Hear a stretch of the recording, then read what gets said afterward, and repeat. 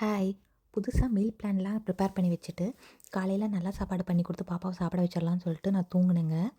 காலையில எந்திரிச்சு பார்த்தா, எந்திரிக்கவே முடியல. மூஞ்சியெல்லாம் வீங்கிருந்துச்சு, காய்ச்சல் வந்துருச்சு. என்னன்னு பார்த்தா, இந்த கடவாப்பல் மொளச்சு வாய ஓப்பன் கூட பண்ண முடியாத அளவுக்கு ஆயிடுச்சுங்க. என்னடா நம்மளுக்கு வந்த சோதனைன்னு சொல்லி, அன்னைக்கு ஃபுல்லா படுத்தே தான் இருந்தேன். சாப்பாடு சாப்பிட முடியாம ஒரு நாள் ஃபுல்லா வெறும் பால் மட்டுமே குடிச்சு காலத்த ஓட்டிட்டு இருந்தேன். என் ஹஸ்பண்ட் தான் அன்னைக்கு ஃபுல்லா பாப்பாவ பார்த்துக்கிட்டாரு. 2வது நாளும் அப்படியே தான் இருந்துச்சு. பாப்பாவ சரி பார்க்குக்கு எடுத்துட்டு போலாம் அப்படின்னு சொல்லி பக்கத்துல இருக்க பார்க் பார்த்துட்டு இருந்தோம்.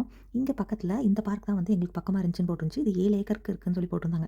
சரி அங்க போய் சோறு ஊட்டலாம் அப்படின்னு சொல்லி கொஞ்ச நேரம் நான் தூங்கிட்டு அப்புறம் எந்திரிச்சு பாப்பாக்கு சாப்பாடு எடுத்துட்டு போயிட்டோம். அங்க போனா அங்க ரோட்ல மெயின் ரோடு பக்கமே இருந்ததுனால நெறைய ட்ரக்ஸு, காரு அது இதெல்லாம் இருந்ததுனால பாப்பாவ அத காட்டியே எப்படியோ சோறு ஊட்டிட்டோம்.